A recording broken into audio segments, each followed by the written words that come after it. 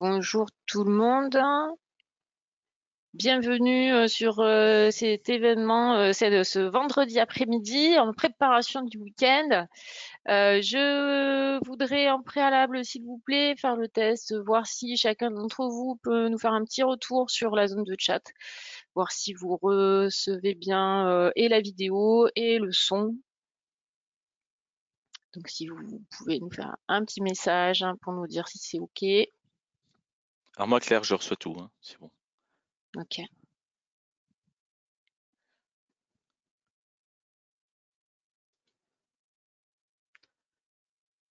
Bonjour, bonjour. On va laisser arriver petit à petit les derniers participants. Et je vois qu'il y a des retours. Super. Donc vous avez deux zones en fait, hein. Il y a une zone de questions, une zone de chat. Vous n'hésitez pas à utiliser l'une de ces deux zones. Je suis donc Claire Beunier, responsable des opérations pour Flowa. On est ravis cet après-midi de vous accueillir avec et d'accueillir également Pascal Dupelou qui est avec moi aujourd'hui. Je te laisse te présenter, Pascal, rapidement avant de démarrer. Bonjour, donc Pascal Dupelou, société Esker, et j'ai la responsabilité d'une entité chez Esker qui s'appelle le Business Lab et dont la mission principale est de monter des partenariats type OEM avec des éditeurs de logiciels dont fait partie Floa. Et cet après-midi, une fois n'est pas coutume, on va pas vous montrer, on va pas vous faire une démo produit. Je voulais cet après-midi profiter de prendre un peu le temps avec vous pour faire un partage d'informations et notamment avec Pascal sur cette réforme de la facture électronique dont vous êtes très très largement abreuvé d'informations et essayer de prendre un angle un petit peu différent. On va parler beaucoup PDP. Qu'est-ce que c'est que la PDP? Quel est le rôle de cette PDP? Et vous aider à en tout cas, essayez de vous poser toutes les questions et toutes les bonnes questions pour soit choisir vous-même votre PDP, soit accompagner éventuellement vos clients sur le choix d'une PDP. Je laisse encore 2-3 minutes, hein, même pas une minute, Ouais, il y a encore du monde si qui arrive là. tout le monde, voilà.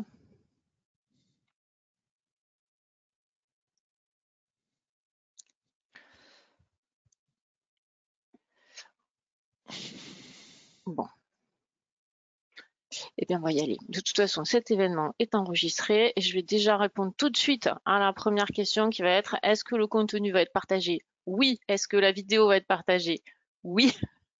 Et si vous avez des questions a posteriori de l'événement, vous n'hésitez pas à nous contacter.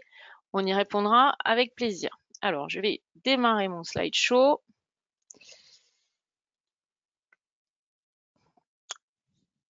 Au menu cet après-midi, du coup, on va reparler du partenariat et de qui est Floa, qui est Esker pour que vous ayez les idées très claires sur la proposition de valeur qui est la nôtre. On fera un focus ensuite, donc avec Pascal, sur les actualités de la réforme. On partagera ensuite une liste de critères qui sont pour nous des critères importants à prendre en compte pour le choix d'une PDP pour vous ou pour vos clients. Et enfin, nous terminerons sur la façon dont nous voyons les choses par rapport à tout ça. Vous aurez ensuite largement le temps de nous poser vos questions pour essayer d'approfondir. Profitez-en, nous avons des experts aujourd'hui autour de la table, donc c'est le bon moment. Je vais te laisser démarrer, Pascal, et nous expliquer qui est Esker, pour ceux qui ne connaîtraient pas. Merci, Claire. Alors, qui est Esker? On est une société, on fête nos 40 ans cette année, 40 ans d'existence pour un éditeur. C'est déjà pas mal. On est une société française, plus exactement lyonnaise. Notre siège, le siège mondial d'Esker est à Lyon, où il y a un peu plus de 600 personnes. Et dans le monde, Esker, c'est 1100. Je crois qu'on a dépassé la barre des 1100, ça y est. Donc, c'est une société très internationale. Il y a des 2 tiers de notre chiffre d'affaires qui se fait en dehors de France, une bonne partie aux US d'ailleurs, et puis après c'est à travers le monde. Voilà, après vous avez les chiffres de 105 millions d'euros de chiffre d'affaires en 2024, et comme on est très axé autour de la facture, on fera des processus autour des factures. Évidemment, on est présent dans beaucoup de pays, donc physiquement on est présent dans une quinzaine de pays, et après on assure les conformités parce qu'il y a un peu de conformité autour des factures dans plus de 63 pays à travers le monde. On est une entreprise très SaaS, ça fait plus de presque 20 ans qu'on fait du SaaS, donc on a quand même une bonne expérience dans ce domaine-là. Notre spécialité, on est un des leaders mondiaux de la gestion des cycles O2C, S2P, Order to Cash, Source to Pay. Alors désolé, on utilise beaucoup de termes anglo-saxons, c'est notre côté un peu international, mais ça veut dire cycle client, cycle fournisseur, donc tout ce qui est autour, Donc ça, on va qui le voir gravite sur ton d'ailleurs. slide juste Voilà, après. exactement. Mm. Et on est reconnu par des plus grands analystes à travers le monde. C'est pour ça qu'on est un des leaders avec des gens comme Gartner, IDC, Forrester, etc. On est dans 80% des cas positionné soit comme leader, soit comme un gros challenger. Voilà. Et évidemment, puisque c'est le sujet, en haut à droite, vous le savez, Esker est immatriculé PDP. Alors on y est depuis un certain temps parce que une fois que la réforme est arrivée et qu'il y a eu ces premières immatriculations, bah, nous, comme c'est le cœur de notre métier, pas la partie que conformité, mais la gestion de la facture, on s'est dit, il faut qu'on se fait immatriculer rapidement. C'est pour ça qu'on a le numéro 5. Voilà. Allez. Ensuite, Je donc, je vais les mettre. Alors attends, bien sûr, ma souris, ça marche pas quand je veux que ça marche. Hop là. voilà. Donc l'offre Esker, c'est, alors on l'a renommé le bureau du CFO, du CFO ou le bureau du DAF, hein, pour la partie française. Donc Esker, c'est une multitude de solutions qui sont sur une seule et même plateforme, hein, donc il n'y a qu'une plateforme où on va automatiser les fonctions de finance, achat et de service client. Donc, bien sûr, on parle de la facture client, facture fournisseur, évidemment, et là, ça va être le sujet, mais on va parler potentiellement autour de ça. Il y a des demandes d'achat, il y a des notes de frais, il y a des gestions de contrats, etc. Tout ça, c'est la richesse qu'il y a autour de la plateforme Esker. Et in fine, quand on va parler de PDP, ben, la PDP, c'est le bout de la chaîne, c'est-à-dire la transaction, l'envoi de la facture ou la réception de la facture. Donc, Esker, du début à la fin du processus, avec une multitude de solutions.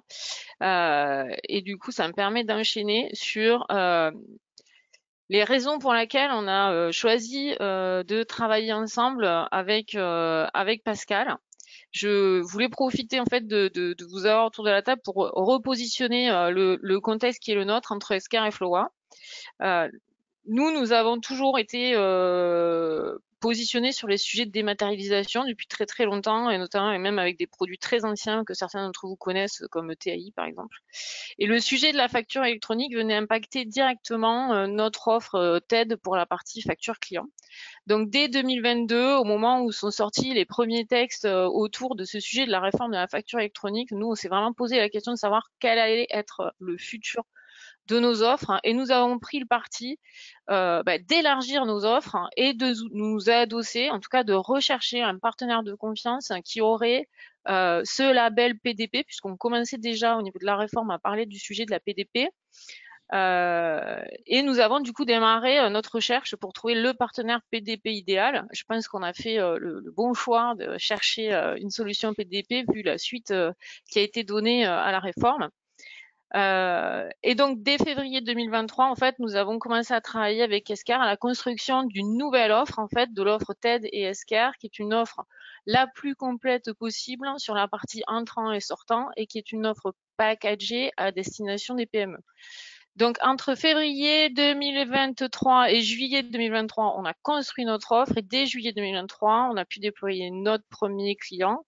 Puis ensuite, il n'a été que question de connectivité, puisque ça, c'est vraiment l'un des points forts de cette offre-là, qui est la connexion avec Sage 200, tout l'univers Sage, l'univers EBP et Microsoft Dynamics Business Central.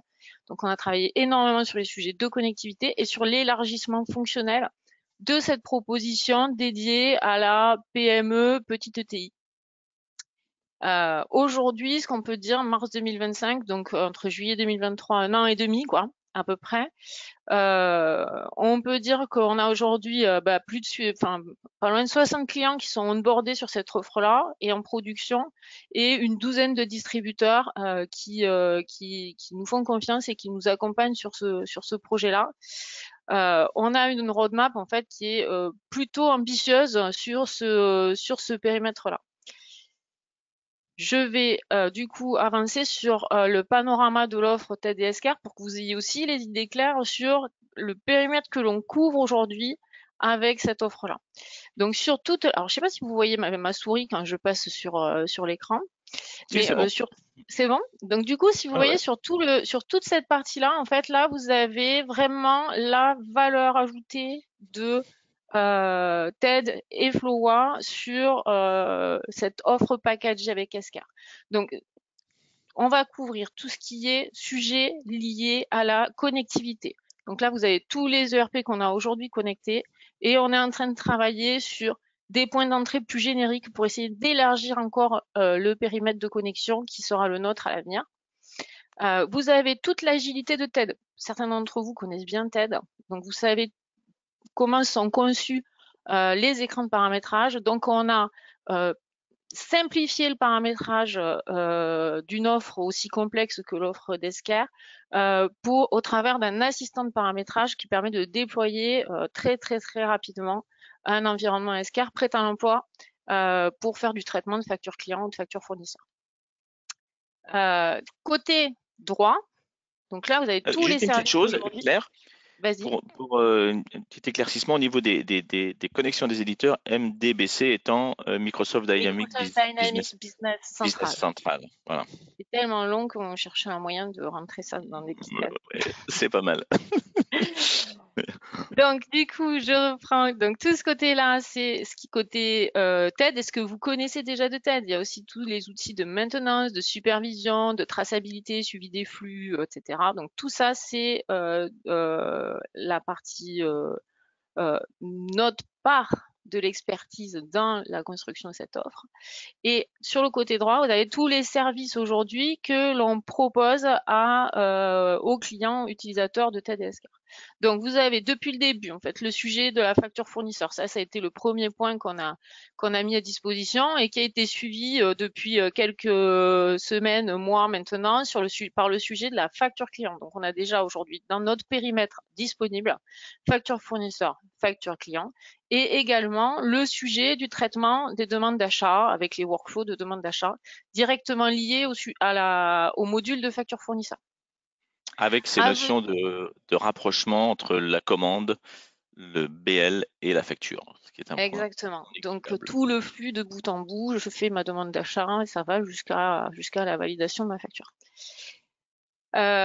Au programme de cette année 2025, deux sujets. Beaucoup d'entre vous nous avez challengé sur des sujets type portail client, portail fournisseur. Donc ça, c'est aussi un sujet qu'on va traiter là très très très rapidement. Et nous avons également un sujet autour de la gestion des contrats fournisseurs. Et ce sujet-là est également programmé sur fin Q2, début Q3 de 2025. Donc, vous avez du coup à votre disposition un périmètre qui est quand même relativement large pour pouvoir en fait servir et automatiser une grande partie des flux autour du bureau du DAF, comme ils disent chez Escar, et que je trouve tout à fait pertinent. On est allé un tout petit peu plus loin. On a eu aussi pas mal de challenges autour de comment je conserve, où je range les, euh, les documents qui ont été traités, notamment pour les factures fournisseurs. Sachez qu'on a développé un connecteur également entre Esquire et SharePoint pour faire de l'automatisation d'archivage. Alors, on n'est pas sur un archivage probatoire, on en parlera tout à l'heure, mais pour faire une automatisation de partage, enfin de stockage de documents en vue de partage opérationnel. Donc voilà pour le périmètre qui est aujourd'hui le périmètre de l'offre TED et SCAR, Qui va énormément évoluer encore, qui va encore probablement. beaucoup bouger. Exactement. Ah oui. Je te propose, Pascal, de prendre le relais sur le sujet des actualités autour de la réforme. Alors, surtout, vous n'hésitez pas aussi dans le chat ou les questions à nous dire s'il y a des points particuliers enfin, pour lesquels vous attendez des informations particulièrement. N'hésitez pas. Je te Claire, laisse la main. ouais, tu me couperas parce que je vois pas les questions en fait. Si jamais il y a des questions sur Oui, ce oui, que oui, tu je viens les ai de sous dire. les yeux, donc pas de Ok, problème. ok. Alors les actus. Donc bon, pour un certain nombre d'entre vous, ça peut être répétitif parce que je pense que vous suivez d'assez près cette réforme. C'est chronophage, hein, je vous garantis en termes de suivi et de temps, c'est un peu chronophage. Mais c'est en train de se stabiliser, ça c'est la bonne nouvelle. Donc le schéma, vous le connaissez maintenant, je suppose, hein. On va parler d'un schéma en 5 coins. Voilà, c'est un nouveau terme utilisé par la DGFiP. La grande nouveauté, c'est surtout depuis octobre 2024, la PDP était une option avant octobre 2024 et depuis cette date, la PDP n'est plus une option, ça devient une obligation pour transmettre ces factures. Donc toutes les entreprises qui sont en B2B domestique devront transmettre leurs factures via une PDP qu'ils choisiront. Et bien sûr, le client en face devra avoir une PDP pour recevoir cette facture. Donc ça a énormément changé la donne, ce qui a fait qu'on s'est retrouvé avec alors nous on était immatriculés à l'époque, et puis d'un seul coup d'un seul, on s'est retrouvé avec beaucoup d'éditeurs, de sociétés diverses et variées qui qui ont fait des demandes d'immatriculation. Aujourd'hui, il y en a plus de 90 quasiment. Alors ça, c'est à date. On est tous immatriculés de façon provisoire, puisque les audits commencent là. Maintenant, on doit choisir un auditeur. Chez Esquire, c'est fait. Et puis, on va être un peu scruté parce que là, on a fait que des dépôts de dossiers. Et l'auditeur indépendant doit pouvoir valider si on répond à toutes les obligations nécessaires pour cette immatriculation.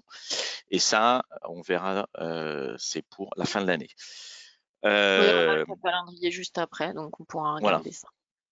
Le schéma, vous le connaissez, hein, donc si on réduit à la PDP pure, c'est je récupère depuis l'ERP une facture B2B, je vais transmettre en tant que PDP les données les données de la facture, qui sont principalement les données fiscales, au concentrateur de données, ce qui est le PPF en fait, on l'appelait avant le PPF, maintenant on appelle ça le concentrateur de données.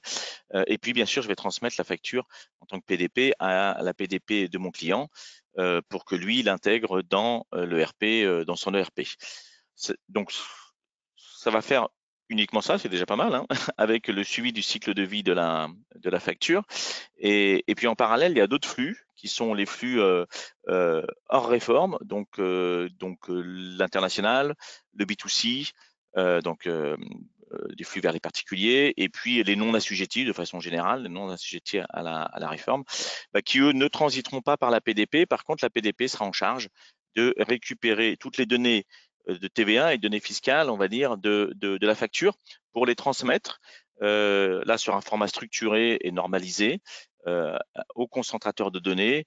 Donc, alors le plus courant, ça sera tous les 10 jours, hein, et autrement, pour certains cas, ça va être tous les mois. Et donc, la PDP aura cette fonction-là. Mais de base, la fonction va être juste de récupérer ces données que le RP doit nous fournir et les transmettre sous un format donné à l'administration, aux concentrations de données. Mais on peut faire beaucoup plus que juste faire cette petite transaction. Voilà. Et au milieu de tout ça, il y a un annuaire des entreprises où là, chaque entreprise devra, toutes les entreprises assujetties à la TVA, bien sûr, et françaises, devront s'inscrire sur l'annuaire pour dire, moi, j'utilise tel PDP pour recevoir ou pour émettre, ou dans tel service, j'ai la PDP A et dans l'autre service, j'ai la PDP B. Bref, il faut s'identifier dans l'annuaire. On va avancer du coup sur la suite, hein. Alors, les actualités de la Alors, les réforme. Bon, je actualités. t'affiche tout, hein. Hop, Ouais, ok. hop.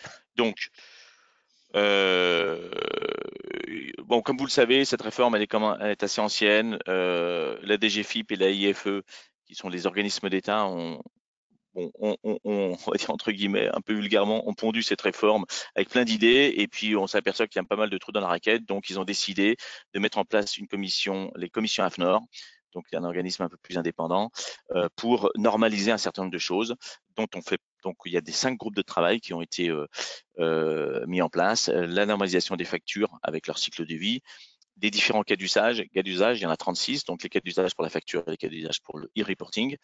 La maintenance avec la maintenance au niveau international, hein, les liens avec l'international, et puis la standardisation des API pour pouvoir se connecter à une PDP, par exemple un ERP qui doit se connecter à une PDP. Évidemment, Esker participe à, comme un certain nombre de PDP, pas toutes, hein, mais à ces différents groupes de travail. Ce qui est bien parce que ça va un petit peu normaliser toutes ces belles idées qui étaient parfois un peu floues.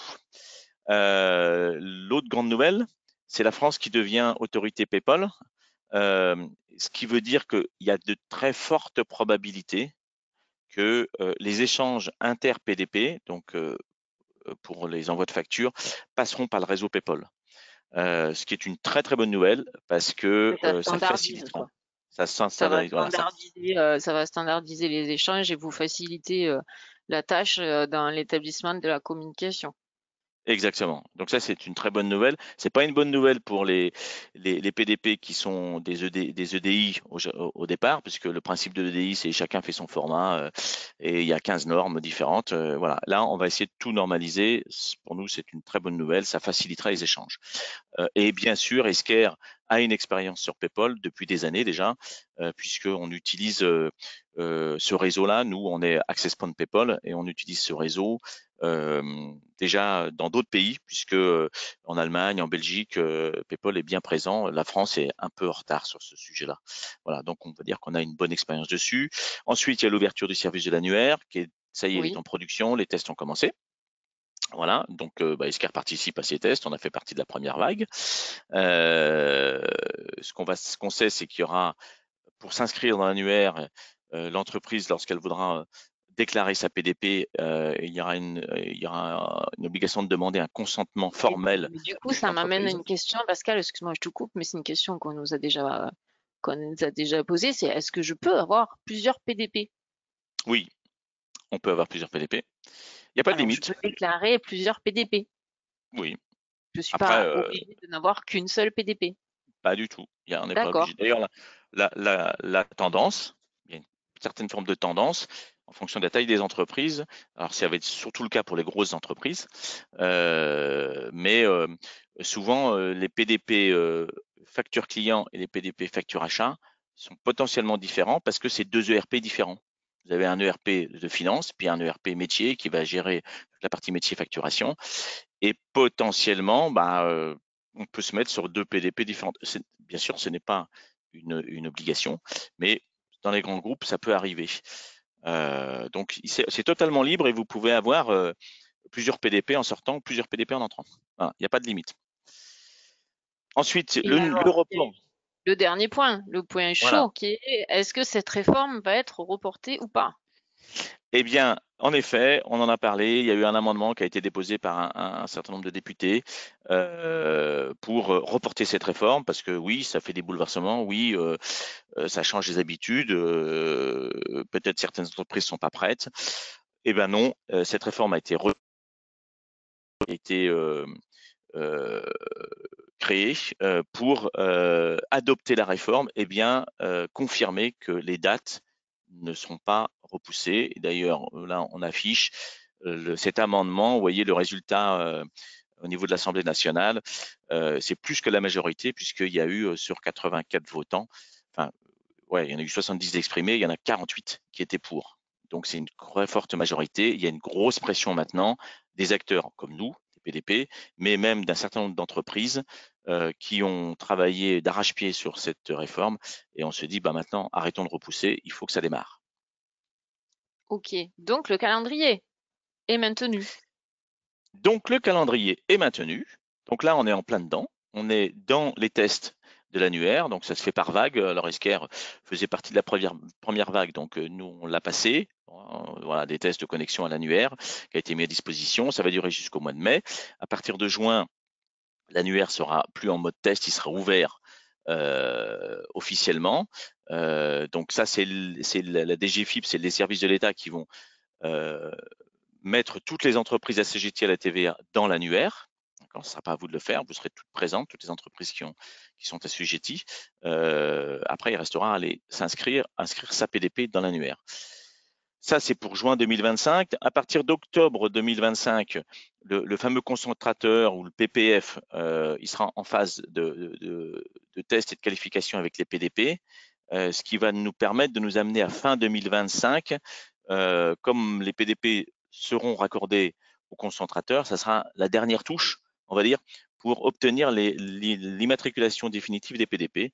Donc Esker sera dans cette roadmap, bien sûr. Donc ça va être une date assez clé parce que potentiellement, il y en a qui peuvent être recalés. Ou potentiellement, il y en a qui vont peut-être se retirer ou racheter ou autre. Bon, bref, sur les 90 PDP, ça peut évoluer d'ici 2025-2026. En février 2026, pardon, on rentre en phase pilote. Donc là, il va y commencer à y avoir quelques échanges, avec pas d'obligation. La vraie obligation, elle aura lieu en septembre 2026. Donc ça sera une obligation pour toutes les entreprises sur la réception des factures et que pour les grandes entreprises pour l'émission des factures au Et ça, format, c'est une date que vous avez déjà tous bien en voilà, tête. vous la connaissez.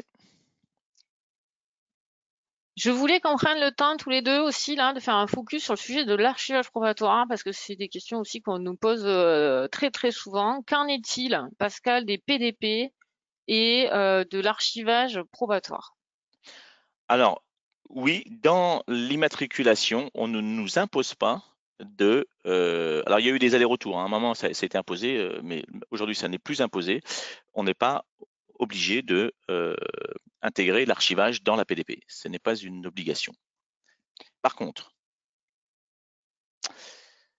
l'archivage, dès qu'on fait de la facture électronique, mais c'est valable aujourd'hui, ça sera valable aussi demain, vous devez archiver vos factures et vous devez les archiver dans un format électronique et dans un archivage probatoire. Donc, si vous ne le faites pas avec la PDP, vous devez le faire dans un système tiers. Donc, vous équipez d'un outil d'archivage qui répond à la norme imposée je ne vais pas rentrer dans le détail de cette norme, mais pour avoir des archives reconnues, on veut dire, par les services fiscaux. C'est-à-dire pas mon archive SharePoint ni Non, mon ça marche stockage pas ça. dans mon ERP. Non, ça C'est marche pas. vraiment un système d'archivage probatoire spécifique. Voilà, il faut un saut numérique, il faut une piste d'audit fiable, il faut une traçabilité de la facture avec de l'eurodatage. Voilà, c'est quand même exigeant, mais ça peut être fait en dehors de la PDP. Et du coup, quelle est la position d'Escar par rapport à ça? Alors, Esker, nous, notre position, ça a été de dire, de toute façon, aujourd'hui, on fait de l'archivage probatoire sur tous nos flux O2C et S2P. Donc, on l'a intégré dans la PDP parce que on a estimé que ça n'avait pas de sens d'aller archiver ailleurs. Autant que le service soit intégré dedans, il est intégré et c'est beaucoup plus simple pour les entreprises. Et Par du contre, coup, Floa, chez qu'est-ce que vous nous, faites, vous? ah ben nous, on vous fait confiance là-dessus. Puis nous, surtout, ça a été un des critères de choix. C'est que il nous semble essentiel, sachant qu'en plus le calendrier est contraignant, de simplifier au maximum le nombre d'ajouts de briques techniques. La PDP, c'est une brique technique au même titre que les flux de traitement, que l'archivage, etc. Et moins on aura d'efforts d'intégration pour faire en sorte que tout ça fonctionne de manière fluide, plus ce sera rapide à mettre en œuvre chez nos clients et par nos partenaires. Donc notre choix, nous, il est vraiment à ajouter, à intégrer la partie archivage au sujet PDP et traitement des factures. On va rentrer rapidement là sur le sujet des critères, parce que c'était quand même l'objet de cet événement. Les 5 critères que nous, on a sélectionnés avec Pascal comme étant des critères essentiels à mesurer, ceux sur lesquels il faut que vous vous posiez des questions pour choisir votre PDP. Le premier, c'est le sujet de la légitimité. Vous avez, comme dit Pascal, plus de 90 PDP pré-immatriculés. Mesurez bien, posez-vous la question de la solidité, de la pérennité de la PDP choisie par rapport aux autres candidats que vous pourriez croiser. Donc c'est peut-être un des premiers points à mesurer. Est-ce que je peux faire confiance dans le temps à cette PDP et est-ce qu'elle sachant que l'immatriculation est renouvelée régulièrement, donc Oui. est-ce que je m'adosse vraiment à un acteur qui va être capable de renouveler régulièrement son immatriculation? Ça, c'est pour nous le premier point sur lequel vous devez vous poser des questions.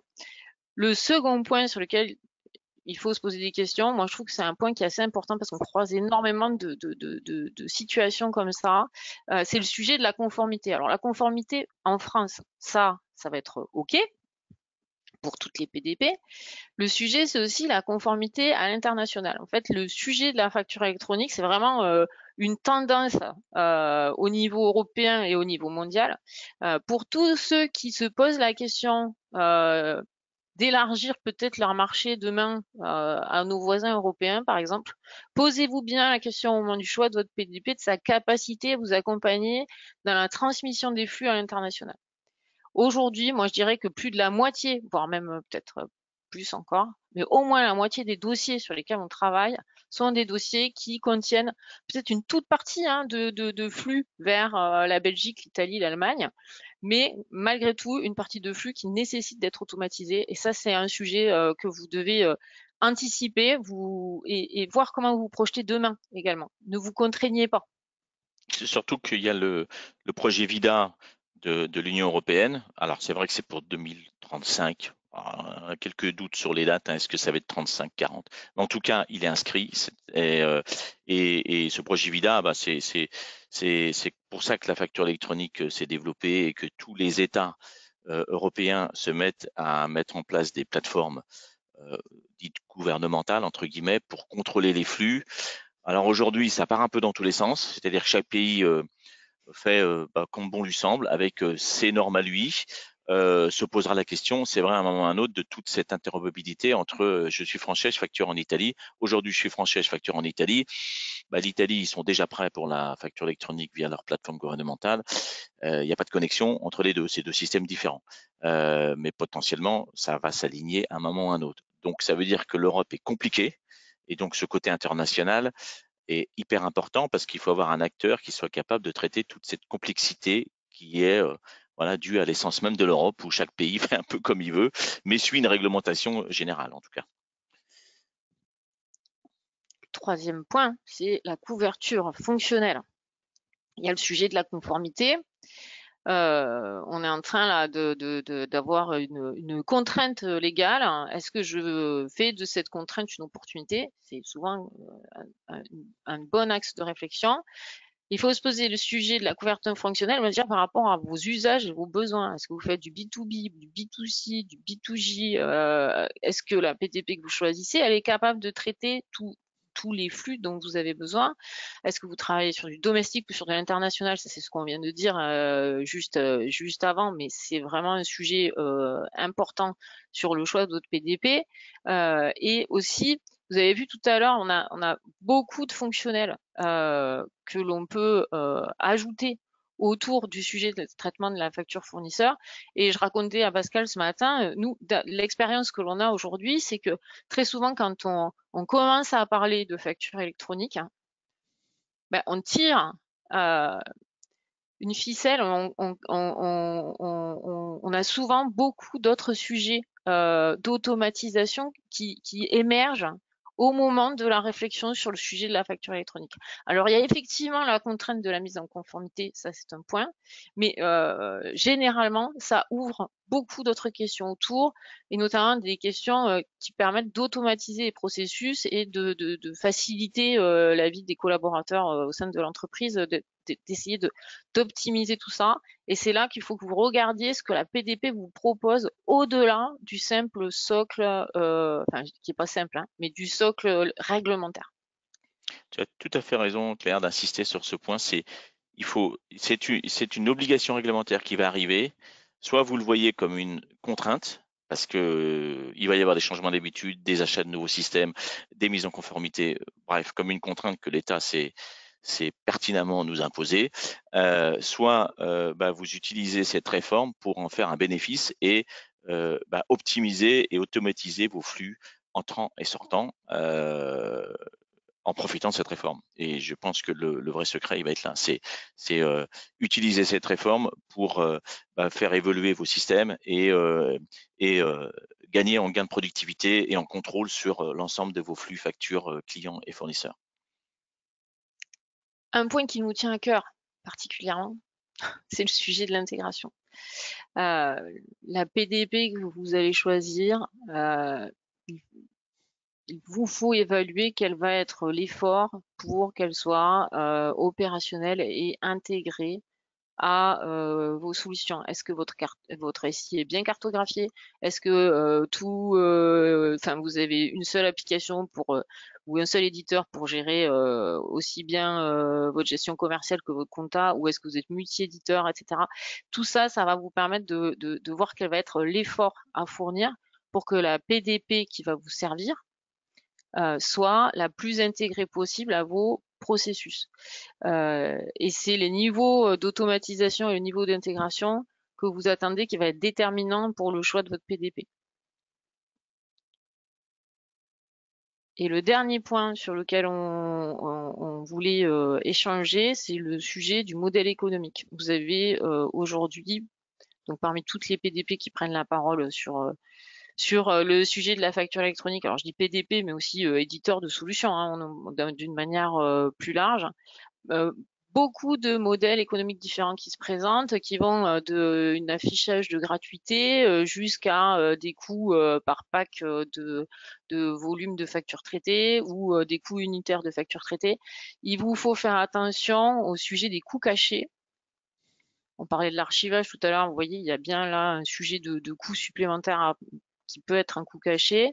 Et évaluer en fait ce qui va correspondre le mieux à votre mode de fonctionnement ou au mode de fonctionnement de vos clients. Il peut y avoir des sujets de saisonnalité, il peut y avoir des sujets de volumétrie à traiter, il peut y avoir plusieurs sujets qui vont venir impacter les coûts et les modèles économiques sur lesquels il faut vraiment se poser la question pour trouver le modèle économique qui est le plus adapté à chacune des entreprises.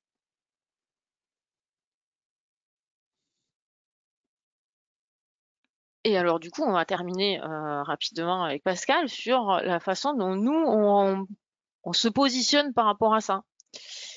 Alors, Claire, pourquoi pourquoi t'as pris Esker?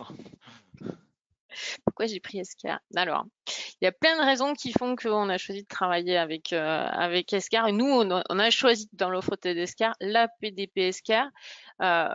Et on va répondre de cette manière un petit peu à toutes nos questions qu'on a déroulées juste avant. C'est-à-dire que Escar, ça fait quand même longtemps qu'ils savent traiter des factures. Donc, on n'a pas de doute sur le fait qu'ils savent traiter des factures. C'est Entrantes, bien. sortantes. On est rassuré sur le fait que vous savez traiter des factures et que vous avez un fonctionnel riche par rapport à ça. Il y a aussi les sujets de sécurité. Nous, on est challengés de plus en plus, et pas que par des grandes entreprises, mais aussi des PME sur les enjeux de sécurité. On est nous-mêmes en parcours de certification 27001 et c'était important pour nous de nous adosser à un acteur qui aurait un niveau de certification 27001 validé. On sait que vous êtes une entreprise qui a quand même les reins solides, ça va plutôt pas mal, et que vous allez 15% pouvoir nous en accompagner. 2020, 15% en 2024, en fait, ça fait 15% de croissance et de bénéfices depuis plus de 15 ans maintenant, quasiment. Ouais, Ça, ça- ça commence à être assez moi, linéaire, cette histoire. c'était un sujet, nous, de pérennité, parce Ouais, que à créer une offre, c'était important pour Floa de créer une offre qui allait durer dans le temps. oui. Et pour lesquels il n'y aura pas de surprise dans les années à venir parce qu'on engage nos partenaires avec nous et c'est important qu'on soit capable tous de nous engager dans le temps pour servir nos clients. Euh, Ce qui était important pour nous aussi, c'était d'avoir la garantie quelque part que la certification PDP, elle vous serait attribuée. Et un autre point aussi qui était important pour nous, c'était votre engagement dans les discussions de la DGFiP, de la FNOR, etc. Ça, c'était vraiment les points essentiels pour lesquels on a choisi, nous, de nous appuyer sur la PDP d'ESCAR. Et vous, du coup, pourquoi vous avez choisi de travailler avec FLOA? Alors nous, on a choisi parce qu'un partenariat, ça va dans les deux sens. On est très content que notre offre est distribuée et revendue et intégrée par Floa, mais on le fait aussi avec en accord, c'est-à-dire que c'est pas le tout distribué. Il faut que le modèle soit intéressant, périn. Et pourquoi on a choisi Floa? Bah, comme c'est inscrit en bas à droite, en fait, Esker est plutôt orienté grosse entreprise et voire grand compte. Là, on est plutôt à l'aise. On sert tout le cycle client et fournisseur. Et même si historiquement, on avait aussi des PME, on les a un peu oubliés et s'appuyer sur un acteur qui a une très forte présence dans le monde de la PME et sait les adresser. Bah pour nous, c'était extraordinaire de pouvoir s'adosser à ce type d'acteur. Et d'autant plus que bah, Floa s'adosse à plus de 150 partenaires. Donc la PME, on sait très bien, elle se, elle s'équipe rarement en direct avec les éditeurs, mais plutôt via des réseaux de distributeurs, des réseaux d'intégrateurs. Donc Floa a cette capacité. Bref, il y avait que des feux verts en se disant là, il y a un truc à faire, il y a quelque chose à faire. Attaquer cette cible avec cette capacité que Floa a packagé les offres. Voilà, on s'est dit là, il y a vraiment quelque chose à faire. Plus petite cerise sur le gâteau, une présence donc en France, mais avec des clients un peu à l'étranger, hein, Europe, Afrique et puis Canada, Nouvelle-Zélande. Vous le savez, Esker est très international, donc cette ouverture vers l'international, bien sûr, nous intéresse pour Floa. Et voilà, c'est une structure qui est pas toute nouvelle. Tu as 15 ans d'expérience, une grosse base client de 4000 clients, déjà une énorme habitude de traiter des flux. 40 millions, voilà, c'est pas petit, hein. Bon, c'est pas Esker, Euh, mais c'est pas clair, mais c'est déjà bien quand même. C'est voilà, hein, c'est remarquable. Donc une bonne expérience et puis une expertise dans la dématérialisation. C'est sûr que le succès de notre partenariat et de cette PDP qui est maintenant intégrée dans l'offre Loa, c'est bah, votre connaissance du monde de la démat parce que vous n'avez pas attendu Esker pour être dans cet univers-là. C'est juste qu'on l'a professionnalisé et focusé sur des flux très particuliers qui sont les flux factures clients et fournisseurs. Voilà. Voilà, c'est pour ces raisons-là.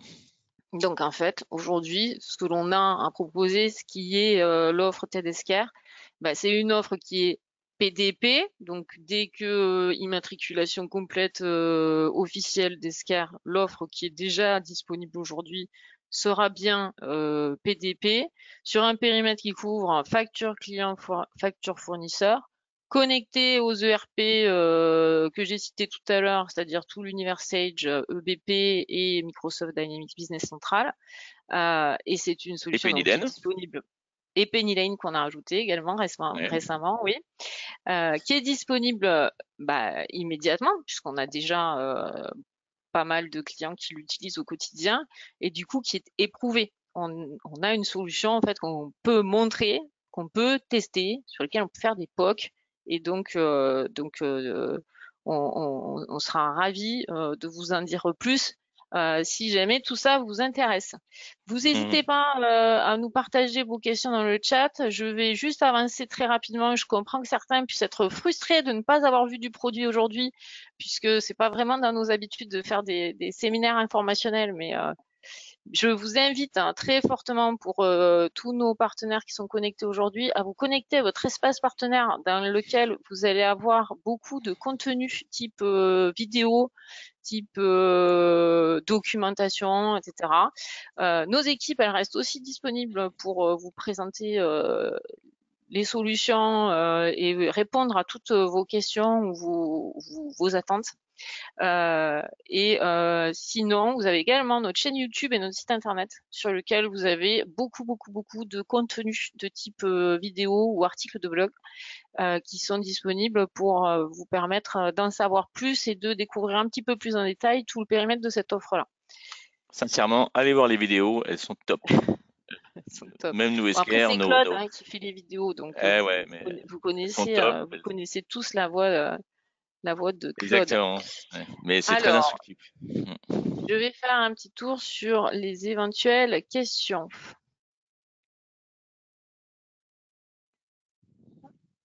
J'attends de voir, est-ce qu'il y a des questions? Alors, on avait une question relativement à l'archivage. Pascal, qu'est-ce qui se passe pour l'archivage probatoire si je décide de changer de solution? Ah, oui, alors ça, c'est une particularité Esquerre. Contrairement à certains acteurs type GED ou autres, nous, on a décidé que lorsque le flux arrive sur la PDP ou sur l'offre Esquerre, sur la plateforme Esquerre, donc sur TED Esquerre, bien sûr, le flux, il est facturé, mais est intégré l'archivage pendant 10 ans. C'est-à-dire que on va pas payer tous les ans cet archivage. Il est intégré dès l'arrivée de la facture et donc il y a un engagement, une réversibilité de pouvoir récupérer ou récupérer ou consulter tout bêtement ces factures pendant 10 ans, même si vous quittez Esquerre, vous quittez Flow 1, vous quittez, voilà, vous passez sur un autre système, vous aurez toujours accès à l'ensemble de vos factures pendant la durée légale de leur archivage, donc 10 ans glissants, bien sûr, hein. Même si, comme c'est un accès par SAS, même si vous avez rompu le contrat.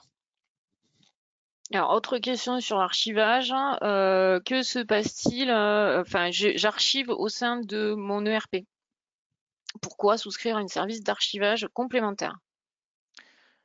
Alors, on peut archiver dans un ERP, mais enfin, de ce que je connais plus ou moins quand même, c'est que lorsqu'on archive dans un ERP, on voit c'est sa facture, mais est-ce que c'est un archivage probant? C'est assez rare. J'ai pas vu beaucoup de RP qui ont des archivages probants parce que c'est un peu